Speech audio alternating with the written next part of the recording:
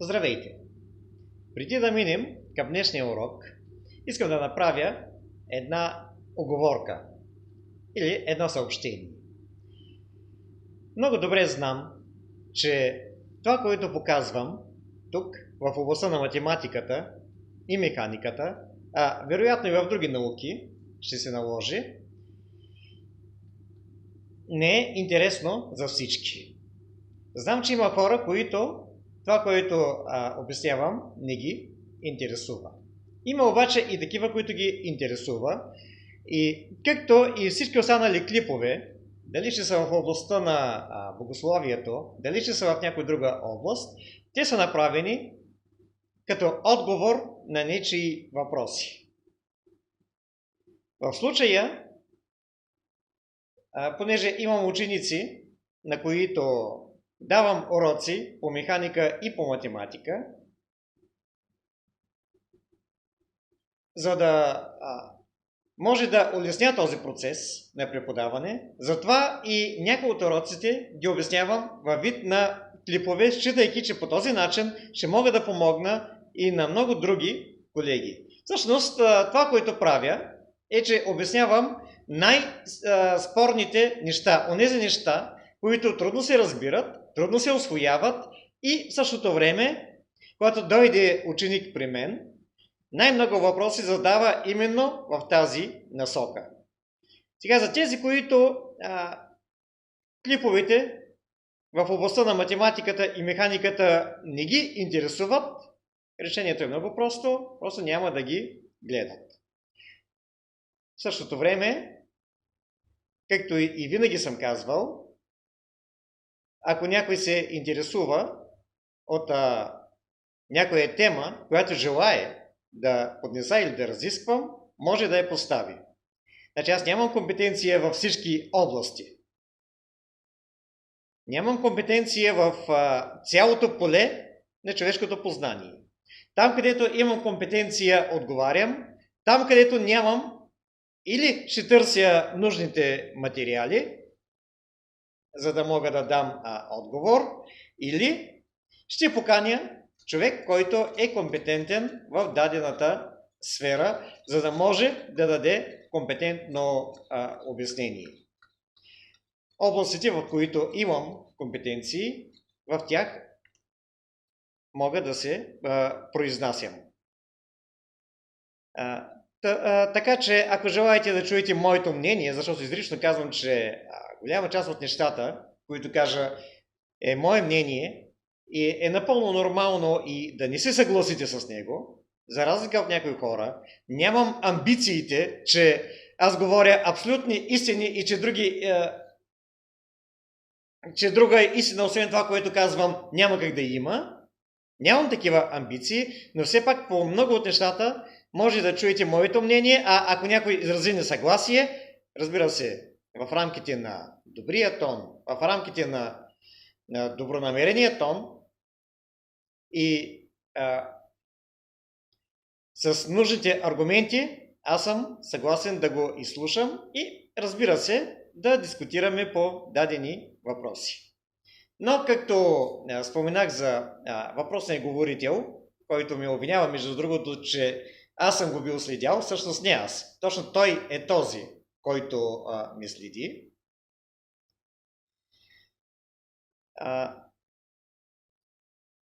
И трябва и да му кажа, защото сигурно ще чуе сега тези неща, че нямам никакво намерение изобщо да се занимавам с него.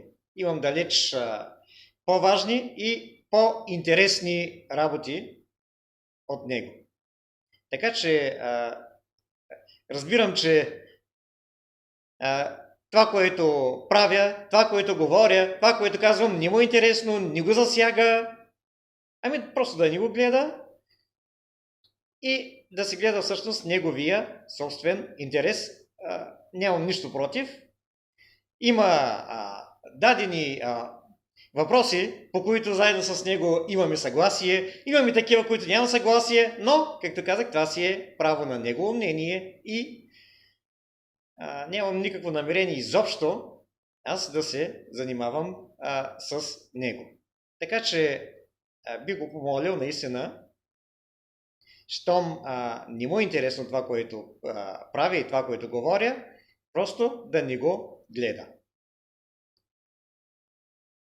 Сега ще минем днес на следващата тема и днес ще минем на аналитична геометрия. За малко ще оставим техническата механика да се почине. Обикновено от това място обяснявам постановките на техническата механика и не съм забравил, всъщност, че имам да дообяснявам задачи в областта на кинематиката, но предвид на нещата, които възникнаха през седмицата, предвид на задачите, които ми бяха поставени и от студенти, и от ученици, считам, че трябва да обърнем внимание на основите на аналитичната геометрия или решаване на геометрични задачи с методите на аналитичната геометрия. Сега, какво представлява аналитичната геометрия? Аналитичната геометрия е начини за решаване на задачи с способите на алгебрата. Точно за това се нарича аналитична, защото задачите се решават по аналитичен път. Това, което е характерно при задачите от аналитичната геометрия е, че чертежите, които правим на тях, са чисто условни, както знаем за една геометрична задача. Чертежа е особено важен и за всички, които се явяват на разни изпити, на матура или на приемен изпит, правилно начертания чертеж дава определен брой точки. При аналитичната геометрия чертежа се прави чисто условно, за да добием визуална представа, но задачата може да се реши дори и без да се прави чертеж. Нека да видим сега как става това. При аналитичната геометрия се борави с две основни неща. Първото е Декартовата координатна система. Значи имаме два вида координатни системи, полярна и Декартова. В случая при аналитичната геометрия се използва основно Декартовата координатна система, която система включва три взаимно перпендикулярни оси – OX, OY и OZ. Обикновено в равнината ние чертаем осите OX и OY. А в пространството въвеждаме и третата координата, която е OZ. Също така при аналитичната геометрия всички точки са зададени с съответните координати. Ако са в равнината, се задават координатите X и Y. Ако са в пространството, се задава и третата координата, която е Z. Второто, това са векторите. И сега ще обърнем внимание именно на векторите и действията с тях. Първо, какво представлява вектора? Казахме, че имаме Декартова координатна система. YX. В случая се задоволяваме само с положението в равнината. Векторът е отсечка.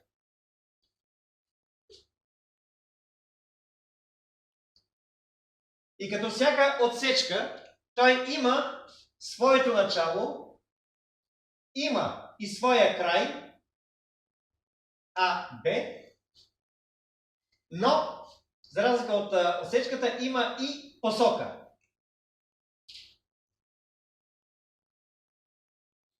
Както казахме, точките А и Б се задават с координати. Значи точка А има координати Хикс А и Y А. Точка Б има координати Хикс Б и Y Б.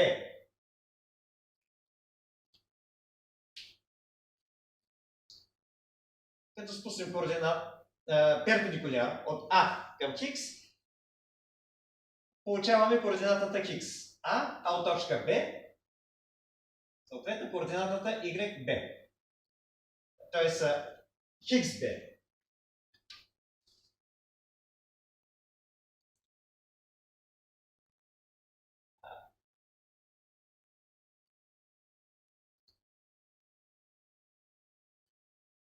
А към y имаме y а и y b. Векторът, ако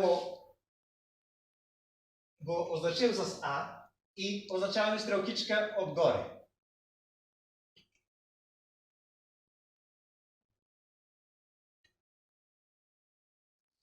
Или АБ с стрелка над нея означава, че това е вектор, го означаваме с малката буква А. Векторът се задава с координатите А1 и А2. Ето това тук. Тази част е А1, а тази част е А2. Или А1 е по оста Хикс, А2 е по оста Y. Или казано с други думи, вектор А има координати А1 и А2.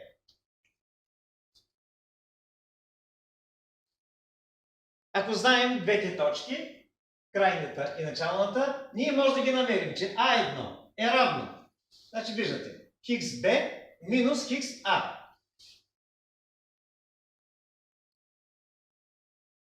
А2 е равно на YB минус YA. Така че ако знаем началната и крайната точка на вектора, ние можем да намерим неговите координати. Дължината. Отбелязваме като модул дължината на вектор А. Сега виждаме, че ако принесем успоредно тук отсечката Хикс А1, виждаме, че се получава правоъгълен триъгълник, в който АБ играе роля на хипотенуза.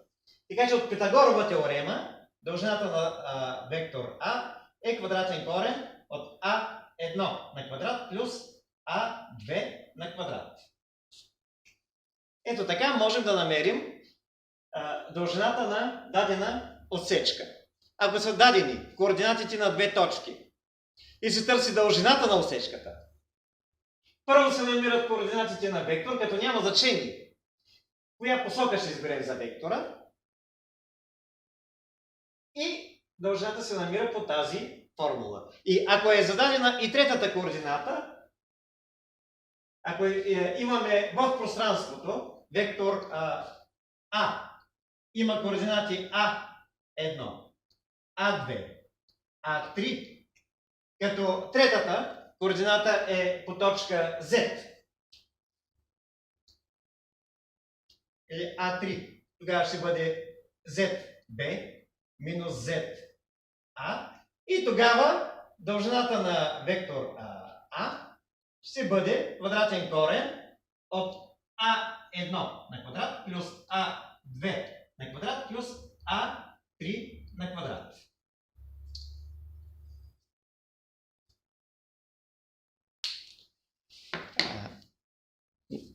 Така, не съм сигурен дали виждате всичко на дъската. Ето. И малко ще я доближа всъщност до дисплея.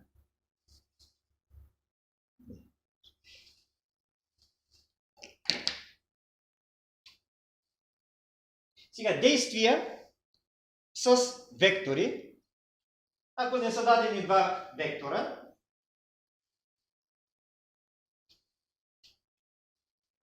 явно, че ще трябва да използвам сега препарат, за да изтрием дъската.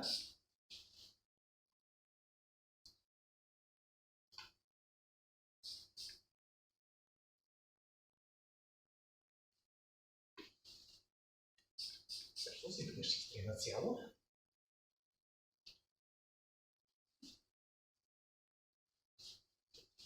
Какво можем да правим с два вектора?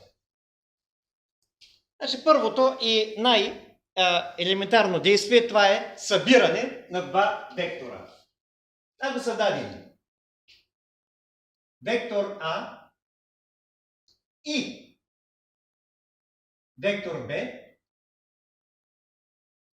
Сега по дефиниция, сборът на два вектора е трети вектор, който вектор, ако началото на единия съвпада с края на другия, третия вектор тръгва от началото на единия и стига до края на другия. Ако са дадени по този начин. Значи тогава казваме, че C е равно на A плюс B. Когато обаче не съвпадат, тогава ние можем да приплъзнем векторите до това положение, до което те се пресекат. И принасяме вектор А ето тук и вектор Б ето тук. Така нареченото правило на успоредника. Вектор Б можем да го пренесем успоредно горе. И вектор А ето тук. Успоредно да се пресекат и диагонала на този успоредник е сбора на двата вектора. Вектор С е равно на вектор А плюс вектор Б. Сега, в механиката видяхме, че имаме векторни величини. И тези векторни величини обаче имат своите названия. Те са или сили в статиката, или параметри на движението, скорости и ускорение.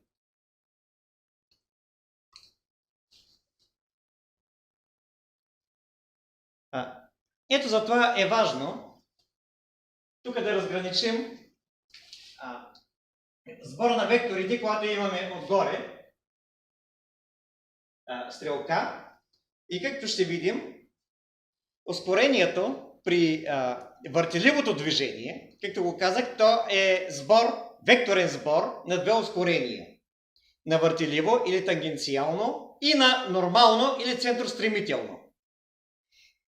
Векторно ускорението А е равно на А въртеливо плюс А центростремително. Но това не означава, че това е дължината на А. Ако тези вектори са перпендикулярни, тогава дължината на сбора ще бъде единия вектор на квадрат плюс другия вектор на квадрат под квадратен корен. Или ако вектор А е перпендикулярен на вектор Б, тогава С, който е равен на дължината който е векторно всъщност е сбора на двата вектора А и Б, ще бъде равен на квадратен корен от дължината на А на квадрат плюс дължината на Б на квадрат.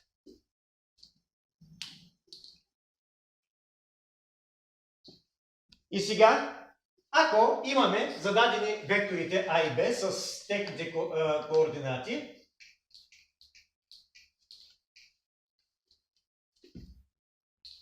ако е зададен вектор А с координати А1 и А2 и вектор Б с координати B1 и B2, сбора на двата вектора е, както казахме, трети вектор, С, е с координати, нека да го запишем първо, С равно на А, вектор А плюс вектор Б, и той ще бъде с координати А1 плюс Б1, А2 плюс Б2. И както виждате, няма нужда да ги чертаем.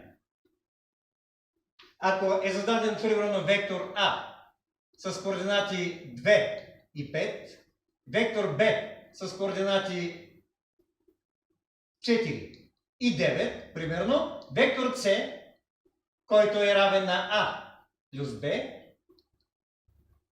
е с координати 4 плюс 2 – 6, 9 плюс 5 14.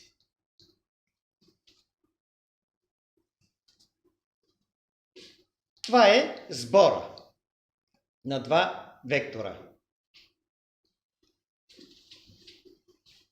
Сега, произведение на два вектора имаме два вида.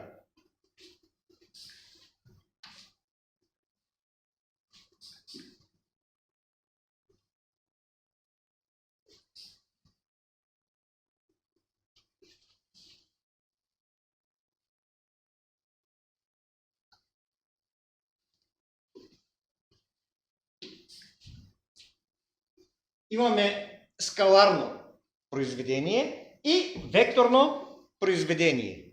При скаларното произведение имаме число. Значи, ако са дадени вектор А и вектор Б. Ъгълът между тях означаваме с фи.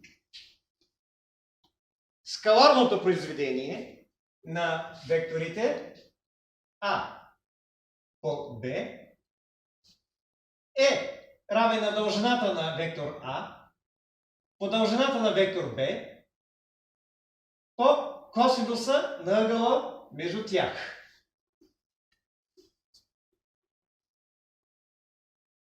Така е по дефиниция. Сега, ако са зададени с техните координати, А е зададен с А1 и А2 и Б е зададен с неговите координати B1 и B2, тогава А по Б е равно на А1 Б1 плюс А2 Б2. Ето така, ако са зададени координатите на двата вектора, ние можем да намерим скаларното произведение. И сега може някой да каже това какво ни ползва или каква е ползата. Или, казвам с други думи, къде може да се използва. Ами, това е начин за намиране на ето този ъгъл. Ако трябва да се намери ъгъл между две прави, значи следващия път ще се занимаем с правите. Знаем, че една права се построява чрез една точка и направляващ вектор. Ако трябва да търсим ъгълът между две прави, имаме направляващите вектори на правите при всички положения, той се съдържа в уравнението на правите. Косинус фи може да бъде намерен, като се раздели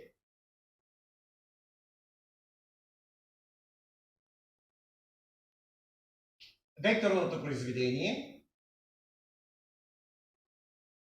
т.е. не векторното, скаларното произведение на произведението от дължините на векторите.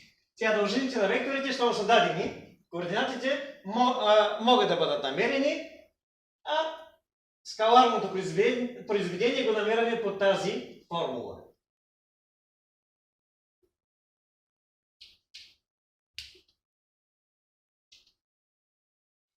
Много често в задачите по аналитична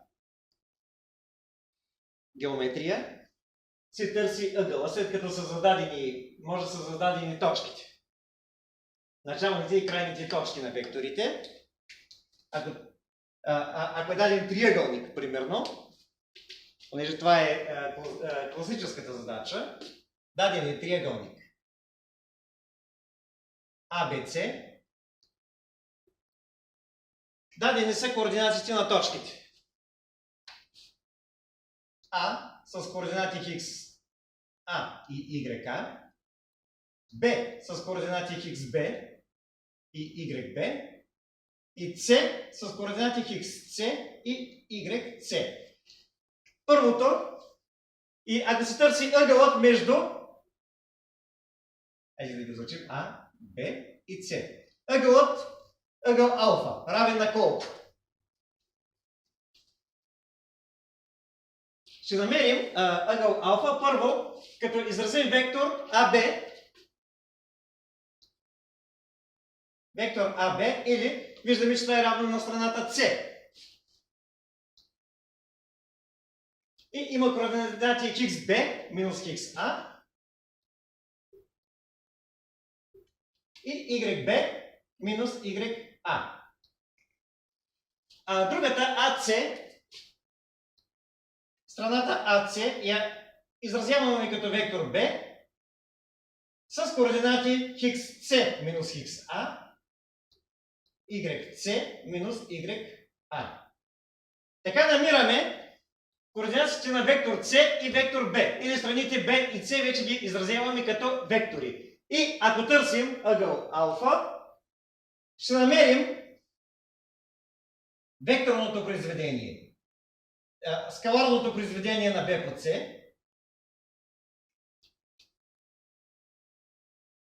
което е равно на c1b1 плюс c2b2. И от тук косинус алфа ще бъде c по b върху дължината на c по дължината на b. Ще дам и конкретни примери с задачи, но сега нека да видим принципно как се решават нещата. Откъде ще дойдат дължините, а не като знаем, или това казахме, че е C1 и C2, а това е B1 и B2. Или това не е C1, това е C2, а това тук е B1, а това B2. Дължините, естествено, C ще бъде квадратен корен от C1 квадрат плюс C2 квадрат, а B ще бъде B1 квадрат плюс B2 квадрат. И така ще намерим този ъгъл. По аналогичен начин може да се намери и ъгъл бета и ъгъл гама. Само че тук ще изразим вектора BA и BC. Ще бъдат обратно. XA минус XB, XC минус XB. Просто ще сменим местата, но важното е да изразим страните като вектори с едно общо начало. Другия вид произведение, значи няколко пъти го казах, неволно, е така наречено векторно произведение.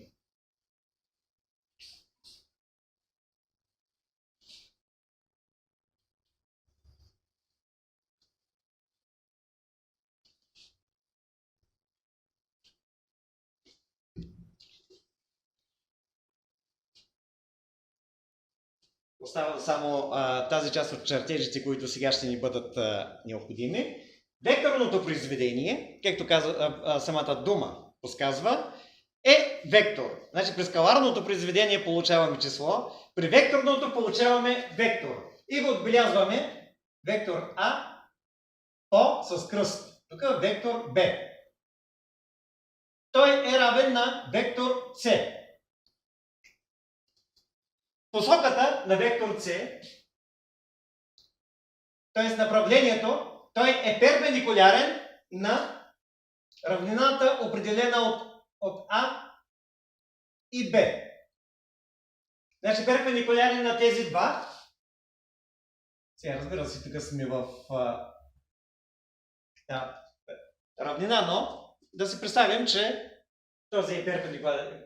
И неговата посока се определя по правилото на дясната ръка, като хванем единия, сгънем пръстите по посока на другия и там, на където сочи палеца, там е посоката на С.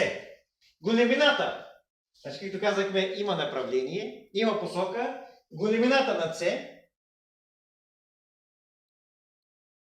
е равна на големината на А по големината на Б по синусът на ъгъла между тях. Синус фи.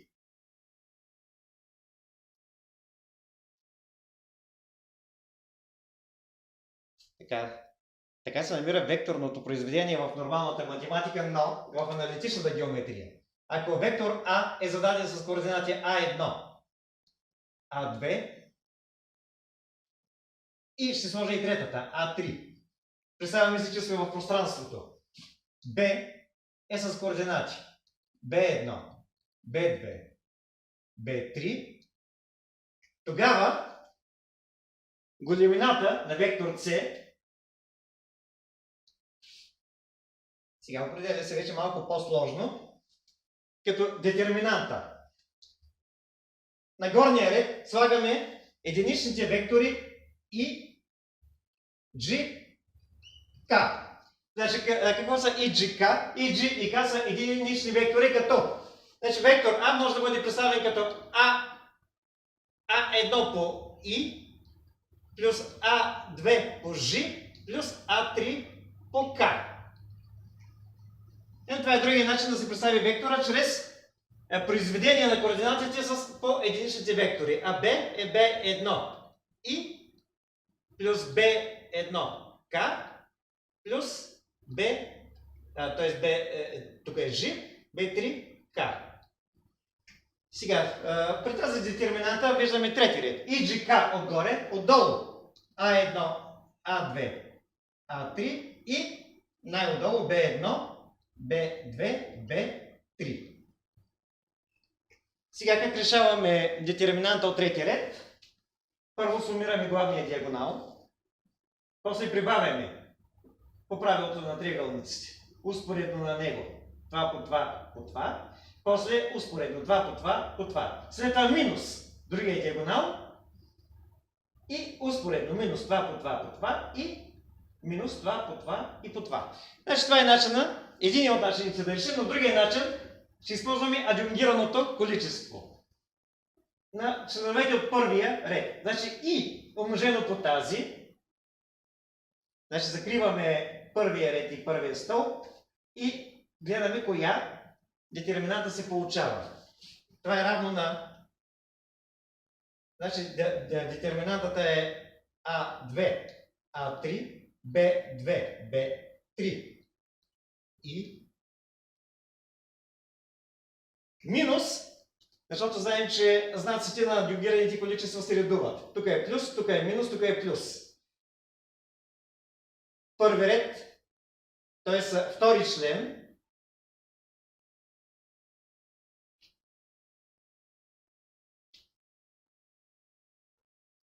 ако този е 1,1, този е 1,2. Първи ред, втори стълб, или 2 плюс 1 е 3, минус 1 на трета е минус 1, така че тук при G слагаме минус и детерминантата е A1, A3.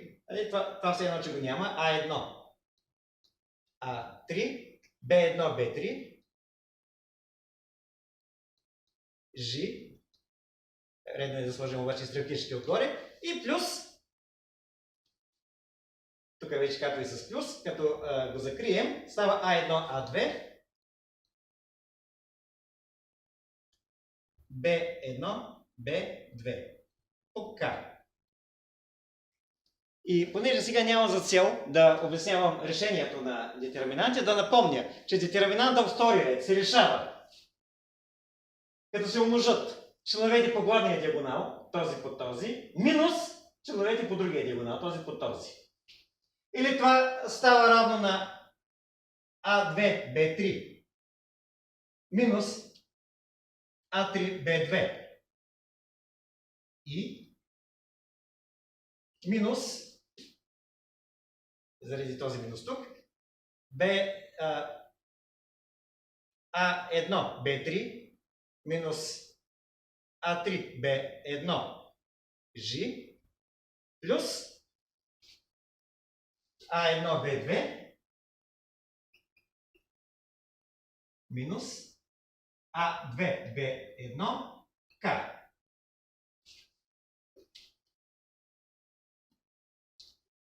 Както виждате, малко трудно е при смятането на векторното произведение.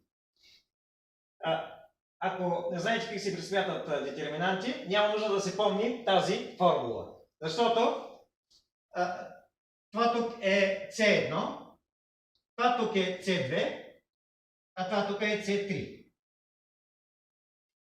И ако сме в равнината, както тук разглеждаме случай, в тяло в равнината, тогава е по-лесно, защото тази и тази е 0. Понеже този стълб стават нули, ако векторите са в равнината, естествено третата координата е 0, така че тази детерминанта 0 е тази 0, или C1 и C2 са нули, и става 0, 0, и третата е различна от 0.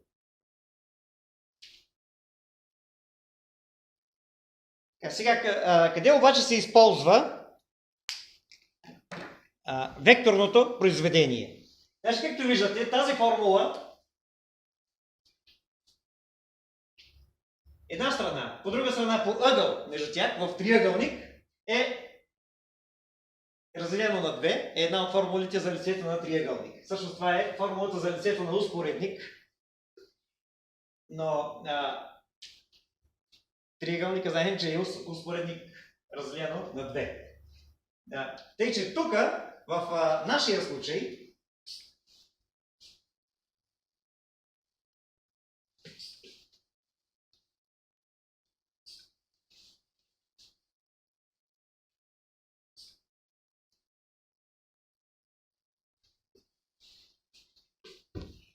можем да запишем, че лицето на този триъгълник, лицето на триъгълника е една втора, векторното произведение на C по B. Или векторното произведение на C по A, една втора, векторното произведение на C по A, или една втора, векторното произведение на B по А. Казвам с други думи, ако са дадени координатите на трите точки, можем да намерим лицето на триъгълника, използвайки формулата за векторно произведение.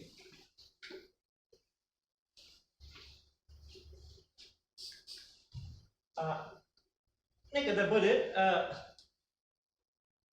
Сега максимално ще улесним нещата, като сведем всичко до една равнина. Нека точка А да има координати 2 и 5.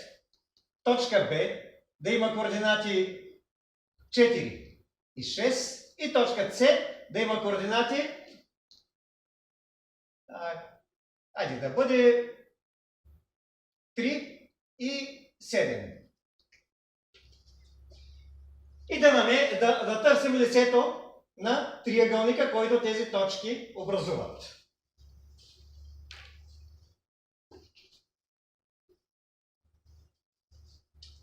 Ето го триъгълника. Значи нужда са ни само две страни. Значи АБ като вектор, която е страната С, тя е с координати 4 минус 2 е 2, 6 минус 5 минус 1. АЦ, която е страната Б, тя е с координати 1 и 2.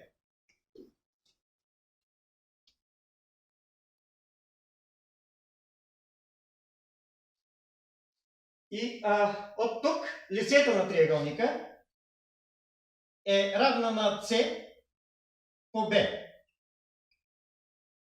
Векторно, обаче по една втора, тук пропуснах да напиша. И трябва да изразим именно това произведение. Сега С по Б, казахме, че като детерминанта отгоре И, G, K, 2 минус 1, минус 1, 0, 1, 2, 0. Сега, и казах, че и G на другия вектор ще са нули, така че остава само да присметнем 2 и минус 1, 1 и 2. Това е равно на D по 2, 4 по 4, всъщност, извинявам се, 4 минус 1, което е 4 плюс 1 или 5. Така че вектор C по B е с координати 0, 0, 5. Неговата дължина C по B е квадратен корен от 0 на квадрат плюс 0 на квадрат плюс 5 на квадрат, или става 5. Имаме векторното произведение. Лицето е равно на, казахме, 1/2 А по B, или е равно на 5 върху 2, което прави 2,5. И ето така намерихме лицето на този триъгълник, без да търсим височини и без да търсим други различни прави.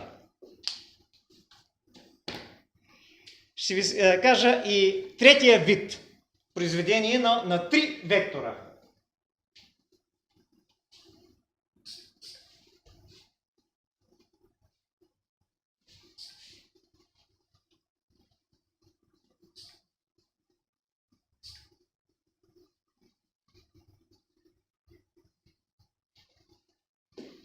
На 3 вектора имаме смесено произведение, което означава скаларно произведение между двата по векторно произведение между третия. Или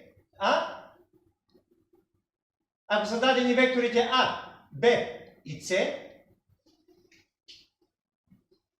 отбелязва се А по Б по С, което е равно на А по Б скаларно по С. Това обаче е равно на А по векторно Б по С. Така че виждате, няма никакво значение кои ще умножим скаларно и кои векторно. Важното е да се запомни смесеното произведение на 3 вектора ABC е вектор, който има дължина, която се определя от детерминантата А1, А2, А3, Б1, Б2, Б3, С1, С2, С3. Ето тук вече няма как да не минем в пространството. Стойността на тази детерминанта е обемът на паралелепипеда, който образува тези вектори.